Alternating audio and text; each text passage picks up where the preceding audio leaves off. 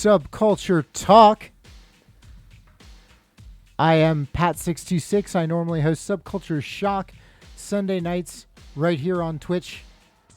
And I have the pleasure of playing a lot of great musicians and hanging out with a lot of great DJs. And included in that is my good friend Syrinx, who is joining me in the virtual studio tonight. How's it going? Hey, what's up? Thanks for having me. Absolutely. Thanks for coming on board. I have actually, I met you when I was just coming back to DJing, I think, back in like 2017, that time period. Yeah, I remember seeing you at the X. So Yeah, I was at the X and then like, and you came Angels. to Goth Night every once in a while. Yeah, I was gonna say Goth Night at the bottom of Cinema Taco. Yep. For the Jefferson.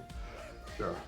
Yeah. So, but and that was 5 years ago. Did you know that? God. Right? Wow. We have known each other for 5 years now. And that's pretty impressive considering you're only 6 years old. So Right. Yeah. Well, I just had a birthday in February, so 7. 7. Okay. My mistake. Yeah. So Syrinx, it's funny that you mentioned before the interview that you weren't even sure that you really fit in as much with this as some of my other guests, and that's kind of weird to me because you're literally in like a synthpop industrial band. Yeah. You DJ, and you've DJ'd goth nights with other goth and industrial DJs. I've DJ'd one Goth Night. There we go. Counts.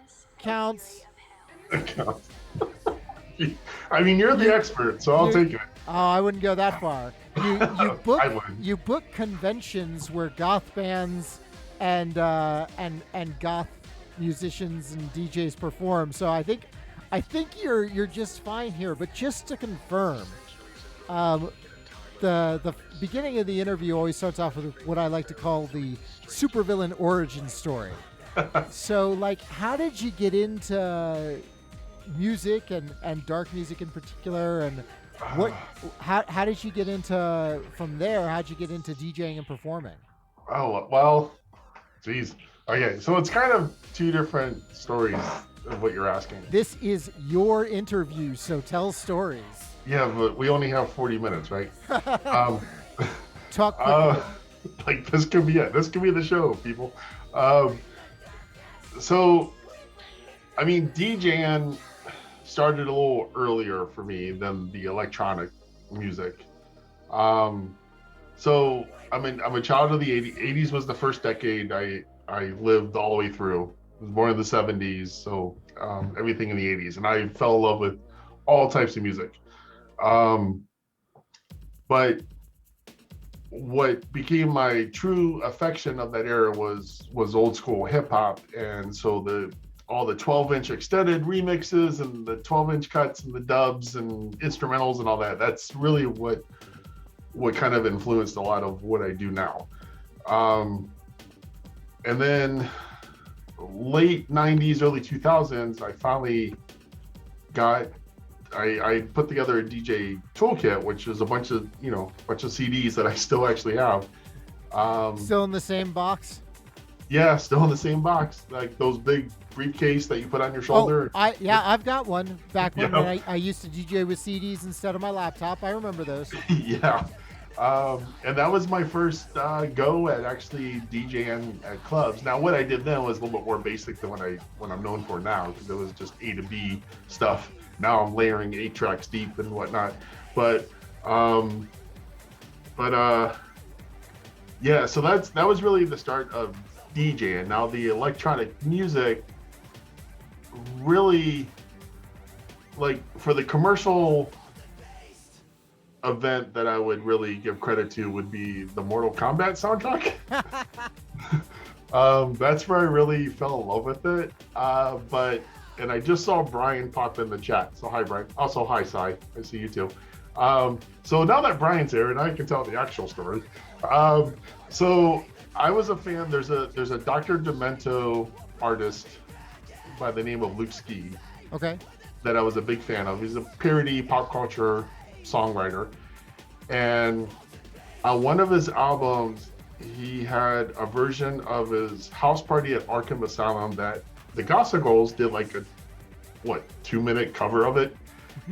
And from that cover, I fell in love with the sound.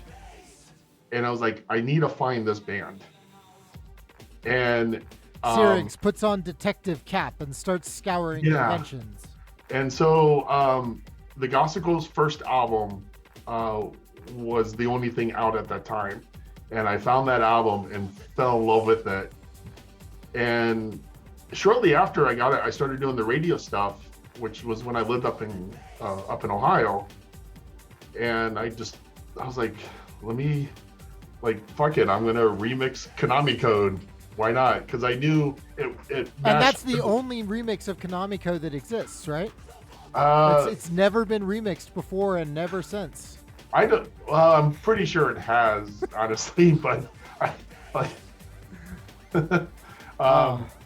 but yeah, I put it up against Der Kommissar because I was like, oh, the German stuff, this should work out really well. And I sent it over to Brian on Twitter, and that it's kind of where it all started. That was like the first unofficial remix I ever did was of the Konami Code, but and then just Brian name dropping the who's who of the goth kingdom. That's how I learned of other people, and then now fast forward to now, or I guess 4 years ago at this point, Tigersquawk happened, and now it's a whole new universe at this point. So yeah, so I'm coming at it at two different roads here. All right, so if you start singing A Whole New World with Brian, which one of you is Aladdin and which one of you is Jasmine? Oh, Brian is definitely my Aladdin. Okay. Because it would be me making the wishes, and Brian would be like, yeah, I suppose. So, in your DJing, you refer to yourself as a music mixologist. Yes. So tell me, what exactly is a mixologist? Well, so when I started on the radio back in Cleveland, and this would have been 2009, was when I first legitimately did radio mix shows.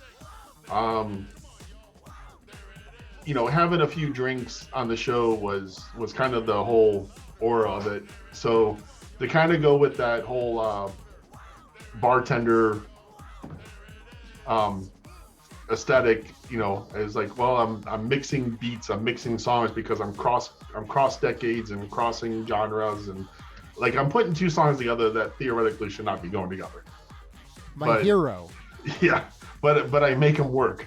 And so that's where the whole mixologist thing, and it's stuck. It's kind of my thing. It makes me stand out from the crowd at this point. So well, yeah, I remember when you even did that event on Twitch, you had your bot set up to specifically mention drinks that people were having and things like that, which I thought it's a neat gimmick. Yeah, it's just one of those things that just I created because the first show, granted, okay, so all the mix shows I've done across the 3 different radio stations that I've been part of has always been the same show or the same style of show, but the first station had a different name before it eventually became the Time Warp, and back then it was the Sunday Night Special, which then I co-hosted a talk show that came on right after that, and doing shots and just drinking and having a good time while we were talking. Just that was part of the show, so I was kind of trying to fuse it all together. Man, I was at the wrong radio station because the only time I ever got to drink on air was when my station manager was on vacation. Oh, geez. Yeah, so I was just trying to blend the two. I was kind of like the pre-party to the talk show. Mm-hmm. And then it wasn't until I went over to the other station, I rebranded it to the Time Warp, and it really stood on its own at that point. Not that you have any affinity for Rocky Horror or anything like that. Yeah, obviously that's where the name comes from. There's the Rocky Horror callback to it, but the way I explained it was so because of what I do and what I mix. So time is decades and warp is remixes. Okay.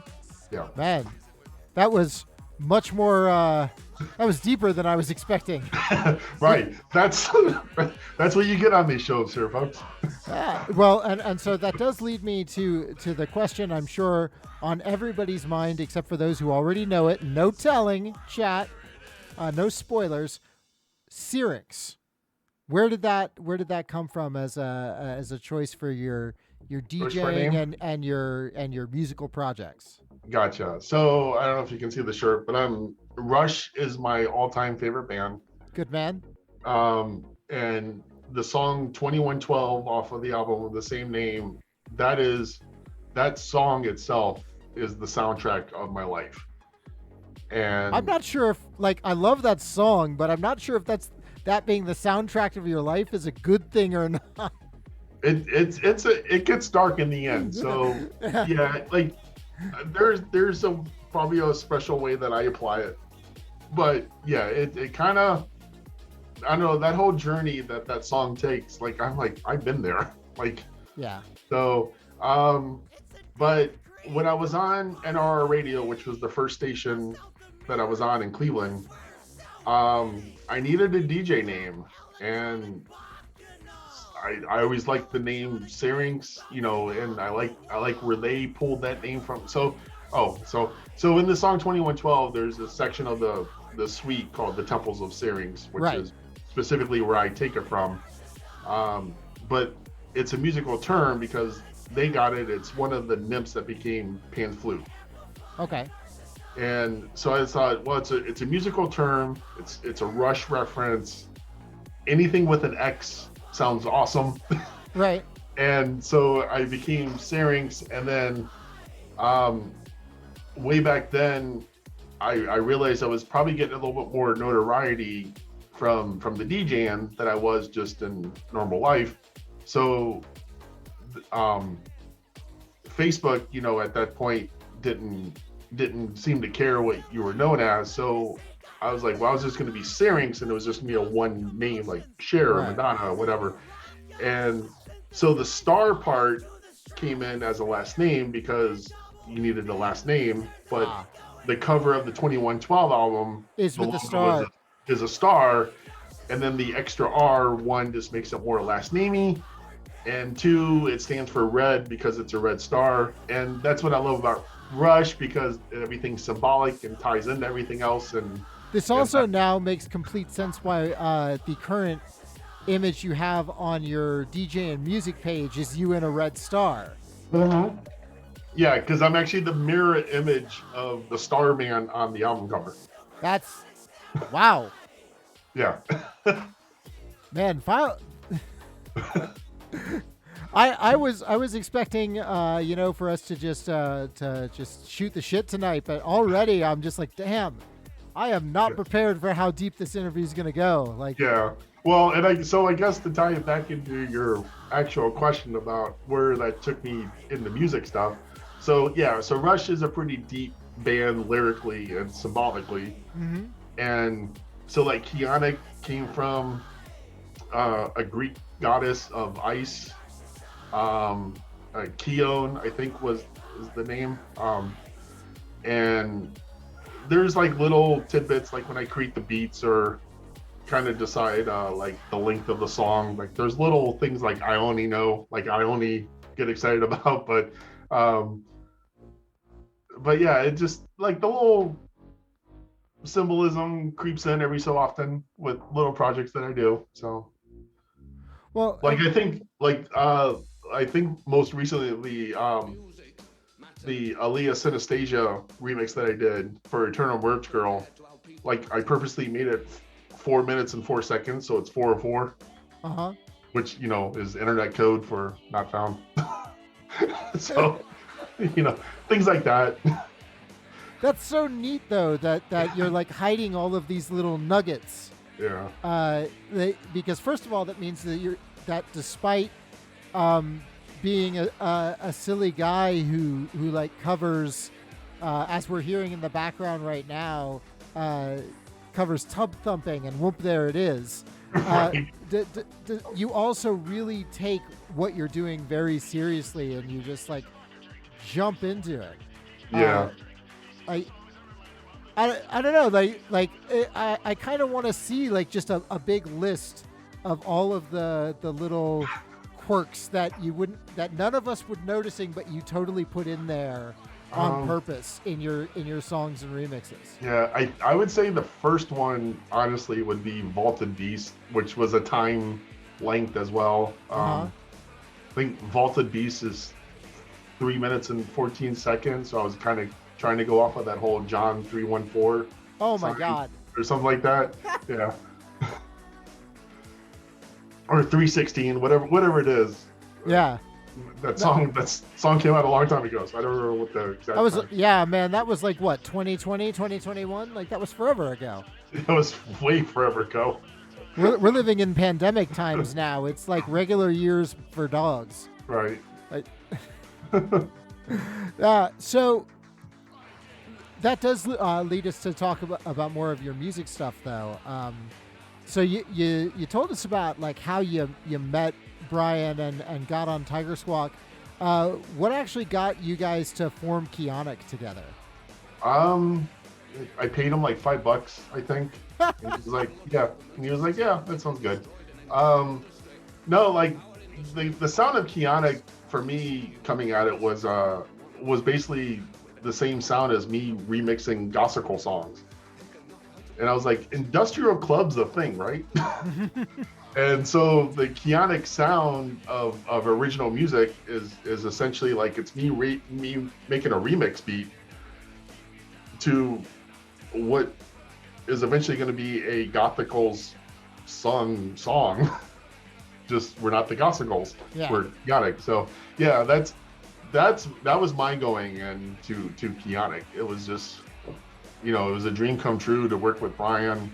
Brian has been, kind of on backstage with me for like years, and it's awesome to be part of his huge list of other projects. So yeah, it's pretty cool. So apparently also Ken Magerman in chat, I believe he's saying that if you pay him $2, he'll be in a band with you as well. That's what I'm getting out of that comment. I'm in. I'm sure. I'm in. All right. I'm in. I'm working on a remix right now, so once I get done with this, I'll have a little bit of free time. So, when you remix someone's song, this is kind of the classic remix question. Do you listen to the song a lot first, or do you go in there, you just look at the stems and don't try to hear the song as originally intended? No, I listen to it because it's that initial idea that I'll get. Because I have that, again, kind of circling back to the old school hip hop stuff, I have that mind where like, oh, I kind of hear this song and the melody, or oh, this beat would work with this. I kind of hear that. So by hearing the song, that's what gives me the initial idea to do the remix. And because if I don't think I can do anything with it, then I'm not going to waste their time. Right.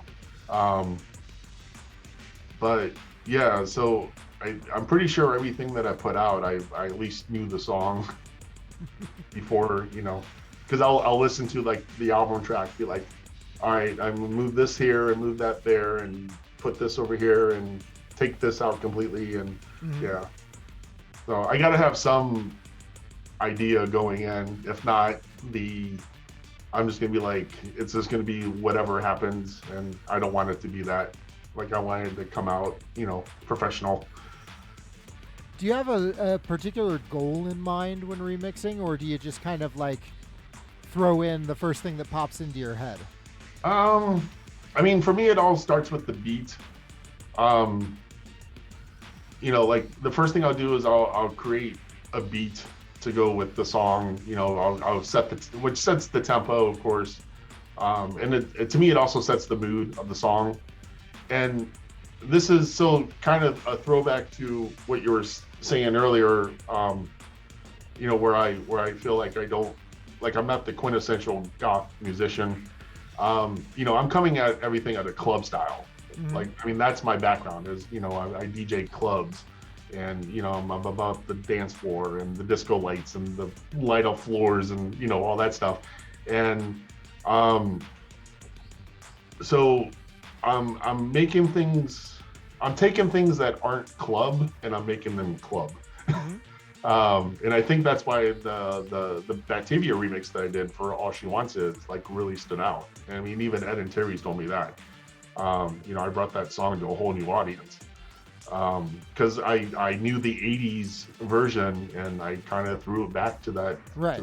to that era and that sound. And then I got a little techno with the Club Evader. And I would say like the Aaliyah Synaesthesia Eternal Merch Girl was her and Italy gives me like a whole other vibe, but that's what allows me to expand my sounds a bit and experiment in a way. But obviously there's a goal in mind. It's not just avant-garde stuff, but Right. But both of them allow me to kind of expand a bit, where like, even with like, whenever I come around to do like like an actual gospel remix, it's still a little clubby on the back end. But that's, I've always been doing that, the gospel songs. Like there's a library of gospel bootleg remixes that I've done for years. So, yeah, I just kind of, really the big difference for me now is, some of those earlier remixes, like before Isherly was Isherly, she was known as Girl Flesh, and this is way before Tigersquawk even existed. I did back in the before times. Yeah, I did a remix of her song called Spider Blue, and because I'm used to those 12-inch remixes, like this remix was like 8-9 minutes long, and I still was doing it. Like I think even Science Fiction's song that I did for Enhance the Truth was like 7 minutes. And that's where I was at that time, because that's what I thought they had to be, because that's what I'm used to. Right. And now more recently, like 3-4 minutes is good, if I can get the point across, so I learn as I go along, and thankfully I have a repository of amazing artists to be able to like, hey, need anything, because I want to learn new things, I want to learn new sounds, so. Well, I mean, yeah, you're pushing yourself on every mix, and that's obvious listening to it, because there is like a Syrinx sound. There is kind of that clubby, old school sound to it, but that doesn't mean that your mixes are samey either. That doesn't mean that each of them sound the same. Thank you for saying that. Yeah, absolutely. And appreciate that. I think that it brings up another question. You talk about you're wanting to push yourself.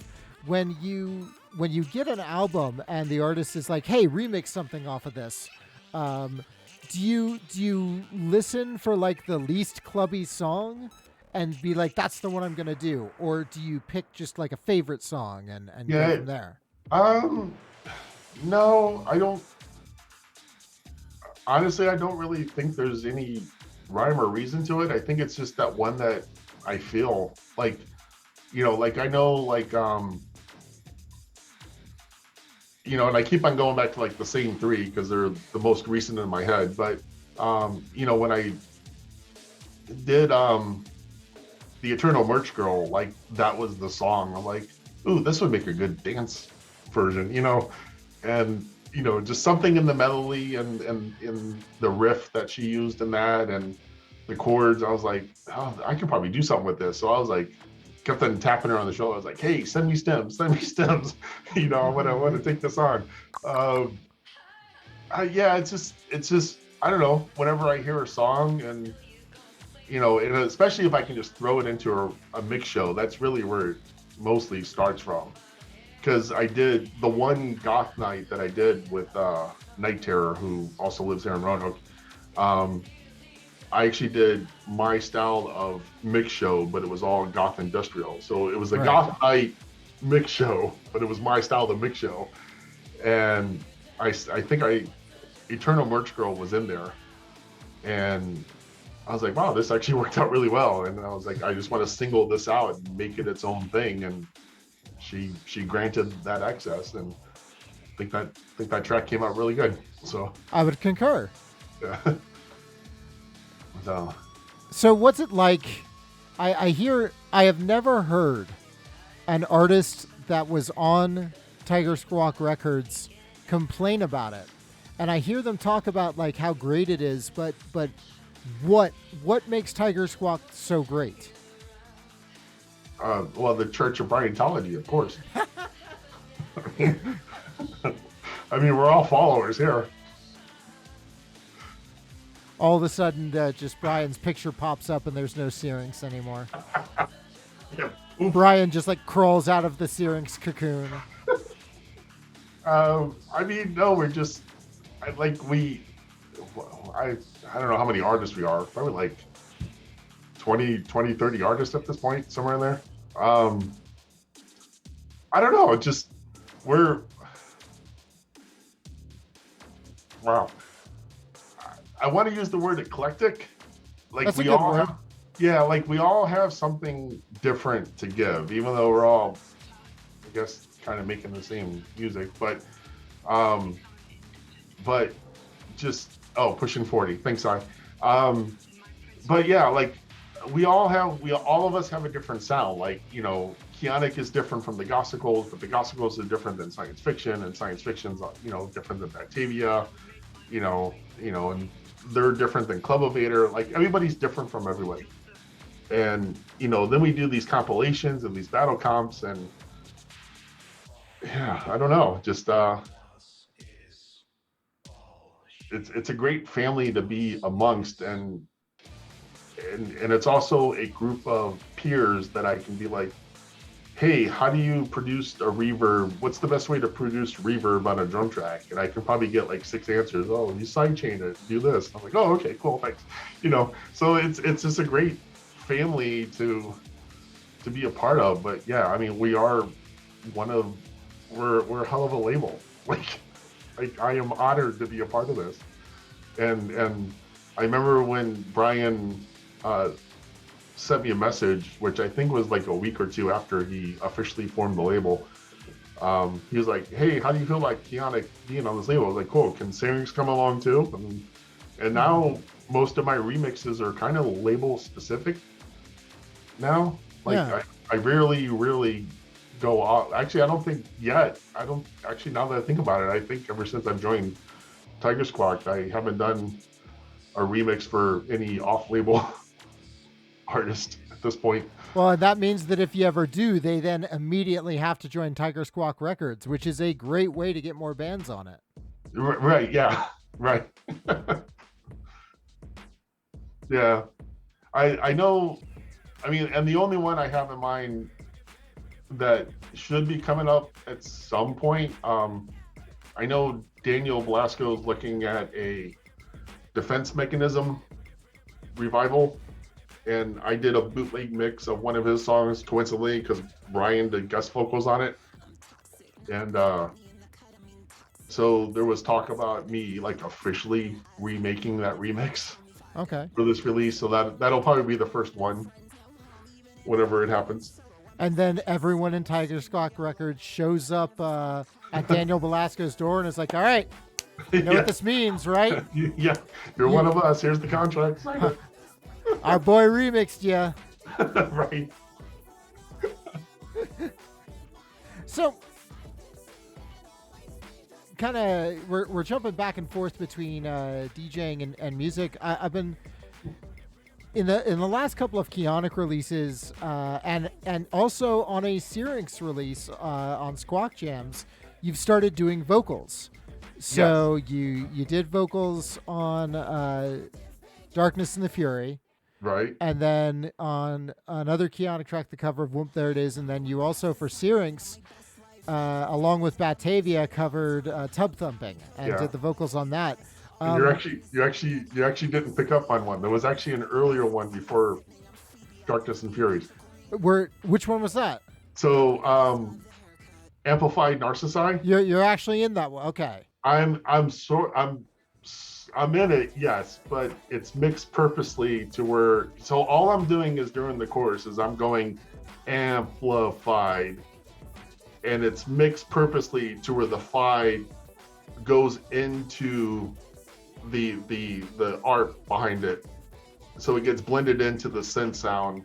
And but that was technically the first. But yeah, Darkness and Fury was the first one center stage. And Science Fiction noting in chat that you also provided the main hook vocal sample for Dumb Goth Shit. Yeah, that's which I did not know. That's cool. Yeah, Dumb Goth Shit. Yep. That's awesome. That was a surprise on that one. Thank you, Sai, for that. So, are you? Is this something that you're planning on doing, like going forward, doing more vocals with both of your projects and other projects? Yeah. I mean, so it got me to buy a vocal rig, which off camera, but it's over there. That's how it's like the girlfriend in Canada. There's a vocal rig over there, I swear. I can turn my camera. I'll take a picture of it and post it on there. Exactly. That's what I was waiting for. I was like, I've got a picture of it in my wallet, I swear. Right. No, but so I do have a vocal rig. Darkness and Fury was the first one that really took center stage. And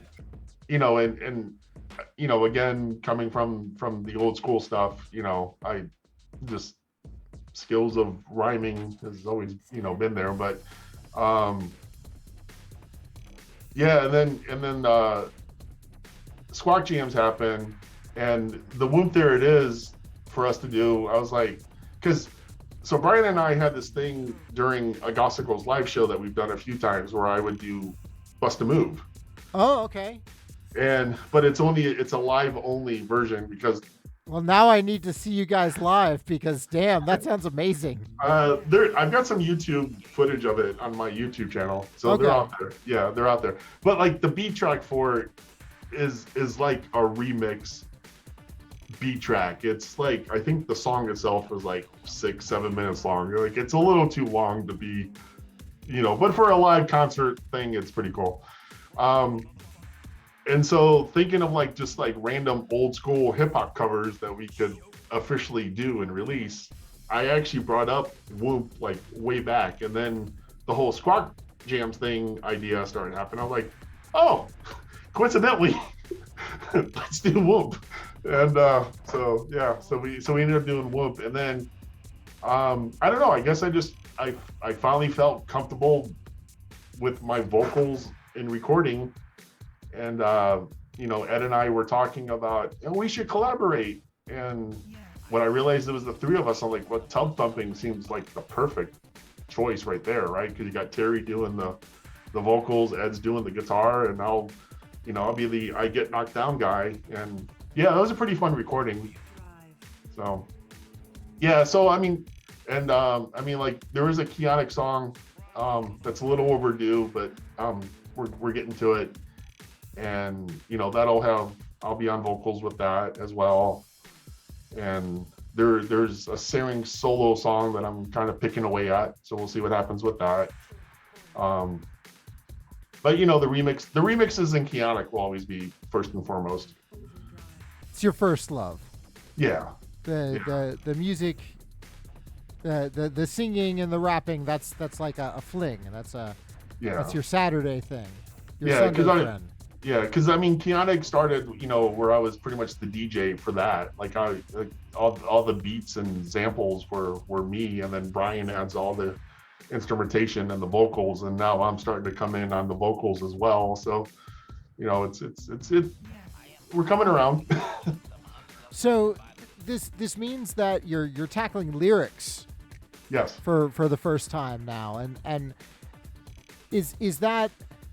Has that proved a much different challenge from doing the beats and the music that you've been doing for a long time now?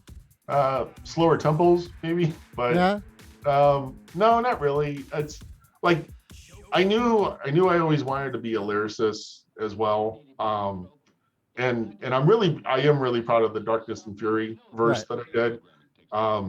Oh, so kind of going back to like the symbology of my things. So I don't think I've ever seen this come up in interviews. So I'm just gonna go out and say it. Do it. It's been 3 years, 4 years at this point now. So in each line, there's a set of 3 words. I think there's like the first or third word, then like 2 more after that, then the very last word. But those 3 words rhyme all the way down. Entire verse. On the stage through the haze of a smoke machine, in a rage to a maze, because I'm like, it's a scheme. It's a 3-way rhyme scheme all the way down the verse. I mean, and now that you say that out loud, of course, yeah, I'm like, oh yeah, like, but when you listen to it, you're not paying attention to that. You're just like, wow, this flows, this works, and once you break it down, I was like, ah.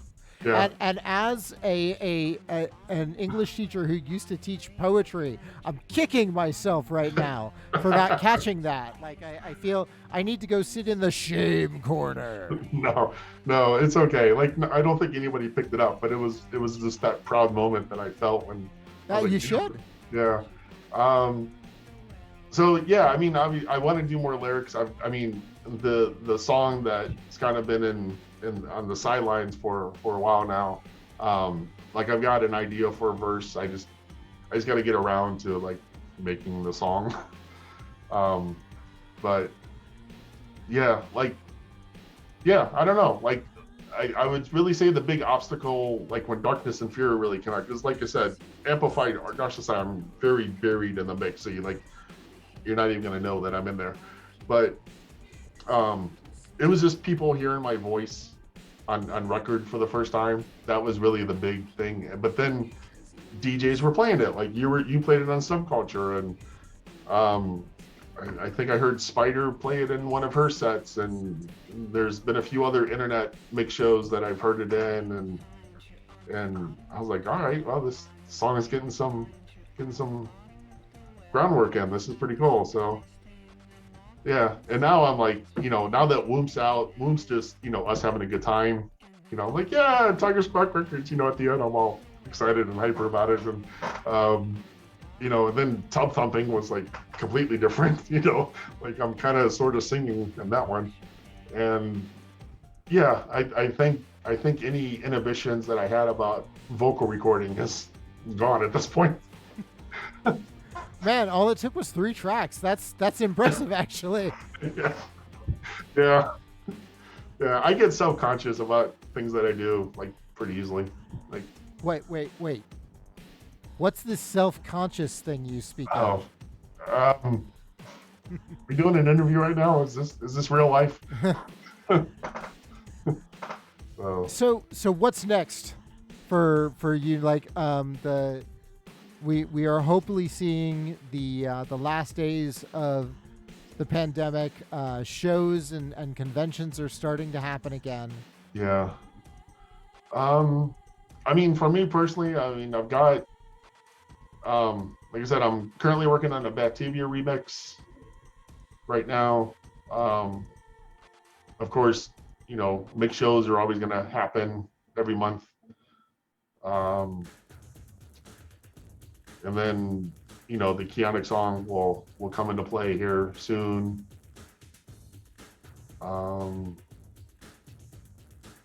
Yeah, and then, I don't have anything official to tell you at this point. That's fair. I would assume a Mysticon 23 would be happening. I don't see any reason it wouldn't. Fingers crossed. Fingers crossed, yeah. So ideally, I would like to, all the bands that I had like 7 bands booked. Like for like the first time ever, it was all brand new bands to the con. Uh-huh. And then on top of that, it was going to be a 2-night concert instead of just the 1 night that it usually is. So I'm hoping I can just tap those bands and be like, are you still available? And then I'll fill the holes as needed. But yeah, and that's pretty much it at the moment. If anything else, it's, the radio, doing the mix shows for the radio is always an ongoing thing. Mm-hmm. And you're doing you're regularly on the Retro Rumpus now. Does 3 times make it regular? I think so, yeah. I mean, Deanna's in the chat. She can probably. Oh, Squawk Stock. I'm in. Name the date and time. I'm there. Yeah. I would love a Squawk Stock 3. I would love a Squawk Stock 3. So, all right. Well, I guess Squawk Stock 3 is going to happen at some point. Let's go. Yeah, I'm in. I still say Pat should host it and make it Subculture Squawk. I've thought about that actually, and I've been pondering if I have enough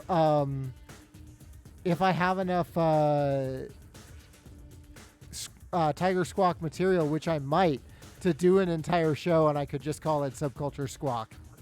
Would it be great? This track is brought to you by. Yeah. The difficult part would be choosing, because in my sets I try to like limit the vocals where I can. So like the key would be picking only one track where Brian is singing vocals, and which track would it be? Right.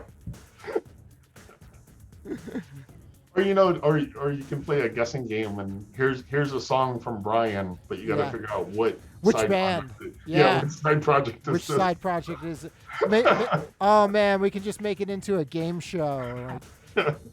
Great. You know what? Let me host that segment in Squawk Stock 3. All right, just like guess Brian's side project, and there are 3 contestants. Play a track, and then everyone has to name it. Yeah. Love you, Brian. Oh, this is absolutely complimentary. Oh, that's great. So Spark Stock 3 hopefully will happen soon. I like I said, I love being part of the Retro Rumpuses. It's always a great time. So anytime Adam and Diana want to bring me in, my answer is always yes for that. They're actually going to be on the show next week too. Yes. On Subculture Talk. So yeah. You can bug them about it then. Hopefully, I'm just putting it out here now. I will be in Richmond for a convention on Thursday. I will be bringing my laptop, so hopefully I will be able to connect and watch. Yeah. If not, I will definitely check the rerun or YouTube or whatever. Yeah. So just wanted to say that I'm not missing you guys. I'm just like may or may not be able to log on. You've got stuff. Yeah. Stuff to do. Yeah. So.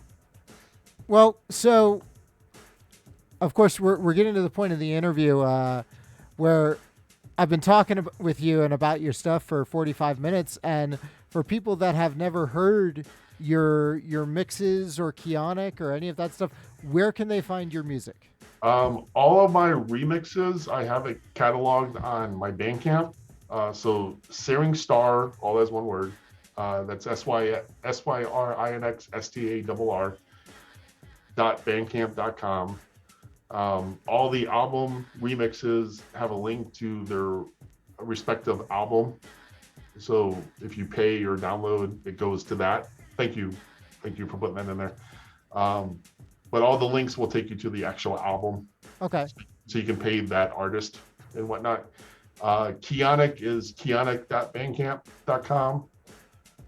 And I think I'm spelling it right in chat. KHIONIK. Yep. And then everything is presented on my personal website, which is thetemplesofsyrinx.com. Which, again, Rush reference. And I can take that one if you need to. I gotcha. Okay, thank you. Too late. Yeah. So the Temples of Syrinx like houses everything, and I try to spotlight the new stuff that I've got coming out or that's out at the moment. Awesome. Well, is there anything that you wanted to leave us with before I shoot you out of a cannon? That you're amazing, and people should listen to Subculture Shock every Sunday night. Oh, well, thank you. Yeah, I'm of course. touched. You really take care of us. Like, It's very much like a mutual thing, because you all just keep putting out great music, and so I feel the need to keep playing it.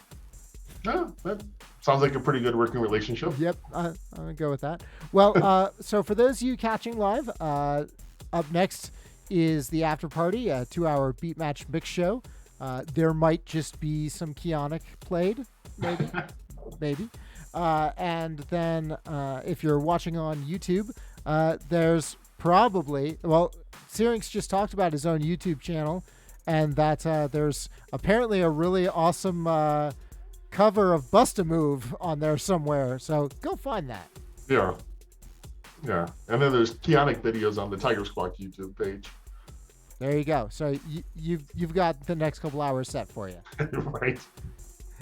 All right. But thanks again for joining. Yeah. And thanks for having me here. And thanks to everybody in the chat room for hanging out with us. Well, I'll see you later, man. Hopefully soon. I haven't seen you in 3 years, so hopefully soon. And you're only 2 hours away. So. I know. Freaking COVID. Yeah. We'll make it work somewhere. All right, man. Have a good one. All right. You as well.